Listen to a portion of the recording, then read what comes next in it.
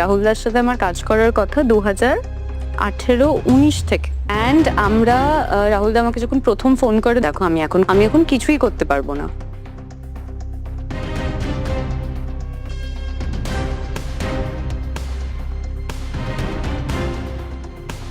এবার রাহুল মৃত্যুর চাঞ্চল্যকর তথ্য বেরিয়ে আসলো। পানিতে ডুবিয়ে নয়, তার আগেই রাহুলকে হত্যা করা হয়েছে। হ্যাঁ ভিউয়ার্স, সম্প্রতি এমনই তথ্য সোশ্যাল মিডিয়ায় ছড়িয়ে পড়েছে। সঙ্গে যুক্ত যেগুলো না, তারা যদি যেখানে জড়িয়ে থাকবেন এবং আমাদের বিজ্ঞপ্তি এক্ষুনি চলে যাচ্ছে, আমরা ওইগুলোই কমপ্লিট করে এলাম। রাহুলকে নাকি এক দফায় নয়, 2 দফায় শেষ করা হয়েছে। প্রথমে তাকে হত্যা করা হয়েছে, তারপরে পানিতে ফেলে দেয়া হয়েছে, যাতে সবাই মনে করে যে সে পানিতে ডুবেই মারা গিয়েছে। এমনই তথ্য সামনে এসেছে। ঠিক কী ঘটেছিল রাহুলের সাথে, এর উত্তর যেন জলেই রয়েছে।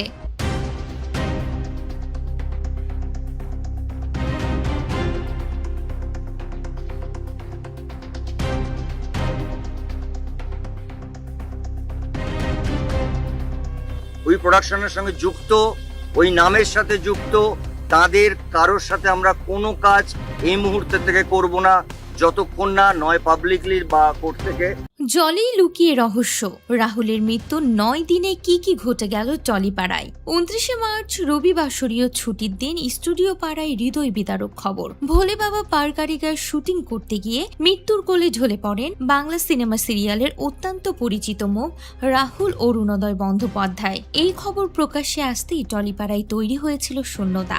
এই খবরের সত্যতায় সিলমোহর দিয়েছিলেন পরিচালক নাট্য ব্যক্তিত্ব সৌরভ পালোধি। শুটিং করতে গিয়ে কিভাবে সাগরের নোনা জল রাহুলের প্রাণ কেড়ে নিল, তা নিয়ে তৈরি হয়েছে ধোঁয়াশা।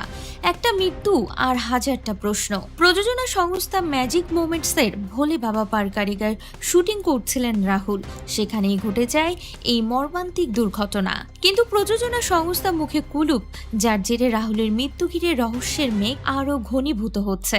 রাহুলের মর্মান্তিক পরিণতির দিন 3 বাদে মুখ খুলেছিল ভোলে বাবা পার কারিগা ধারাবাহিকের প্রযোজনা সংস্থা।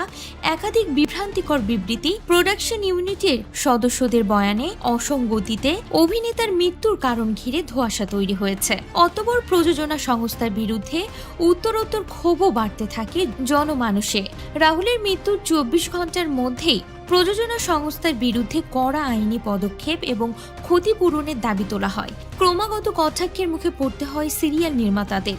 এমন আবহে বড় সিদ্ধান্ত নিয়েছেন পরিচালক লেখিকা। রাজ্যের মহিলা কমিশনের সভাপতি পদ ছেড়ে দিয়েছেন লীনা গঙ্গোপাধ্যায়। মর্মান্তিক দুর্ঘটনার কবলে পড়ে কিভাবে প্রাণ হারান রাহুল, শুটিং সেটে নিরাপত্তার খামতি নিয়ে উঠেছে একাধিক প্রশ্ন। লীনা গঙ্গোপাধ্যায়ের প্রযোজনা সংস্থা রাহুলের মৃত্যু দায় এড়িয়ে যাওয়ার অভিযোগ ও সঠিক তদন্তের দাবিতে শনিবার রিজেন্ট পার্ক থানায় আর্টিস্ট ফোরামের তরফে দায়ের করা হয়েছে এফআইআর। সঙ্গে ছিলেন প্রয়াত অভিনেতার স্ত্রী প্রিয়াঙ্কা সরকারও। তালসারিতেও দ্বিতীয় দফায় দায়ের করা হয়েছে এফআইআর। প্রিয়াঙ্কাকে সঙ্গে নিয়ে তালসারিতে পৌঁছান প্রসেনজিৎ চট্টোপাধ্যায়, ঋতুপর্ণা সেনগুপ্ত, এছাড়াও টলিউডের বড় বড় তারকারা। ভারতীয় ন্যায় সহিংসতায় 3টি ধারায় অভিযোগ দায়ের করেছেন প্রিয়াঙ্কা। রাহুল অরুণোদয় বন্দ্যোপাধ্যায়ের মৃত্যুতে রূপালী জগতে বিদ্রোহের আগুন। অভিনেতার বেঘরে প্রাণ চলে যাওয়ায় এই দায় কার, এমন প্রশ্নে সরগরম হয়েছে স্টুডিও পাড়া। উঠেছে জাস্টিস ফর রাহুল স্লোগানও। 4 এপ্রিল রিজেন্ট পার্ক থানায় অভিযোগ দায়েরের পর টেকনিশিয়ান স্টুডিওতে জমা হন আর্টিস্ট ফোরামের সদস্যরা। সেখান থেকেই রাহুলের মৃত্যুর সঠিক বিচারের দাবিতে রাজপথে পায়ে পা মিলিয়ে হাঁটেন টলিপাড়ার শিল্পীরা। প্রিয় রাহুলের জন্য একজোট বাংলা সিনে দুনিয়া। 7 এপ্রিল মঙ্গলবার থেকে স্টুডিও পাড়ায় সিনে দুনিয়ার সমস্ত সংগঠন সম্মিলিতভাবে অনির্দিষ্টকালের জন্য কর্মবিরতির ডাক দিয়েছিল। এদিন সকাল থেকে টলিপাড়ায় দফায় দফায় চলে ম্যারাথন মিটিং। আর মিটিং শেষে সাংবাদিকদের মুখোমুখি হয়ে প্রসেনজিৎ চট্টোপাধ্যায় জানিয়েছেন কোনো কর্মবিরতি থাকছে না, তবে ইন্ডাস্ট্রির সকলের মিলিত সিদ্ধান্ত ম্যাজিক মোমেন্টসের সঙ্গে কোনো শিল্পী কাজ করবেন না। আউটডোরে শুটিং চলাকালীন রাহুল অরুণোদয় বন্দ্যোপাধ্যায়ের মর্মান্তিক পরিণতিতে ইন্ডাস্ট্রির তারকা টেকনিশিয়ানরা যেভাবে যৌথ পরিবারের মতো প্রয়াত অভিনেতার বিচারের দাবিতে সোচ্চার হয়েছেন বা ভবিষ্যতের কথা ভেবে অন্যদের নিরাপত্তার দাবিতে একজোট হয়েছেন তা লক্ষণীয়।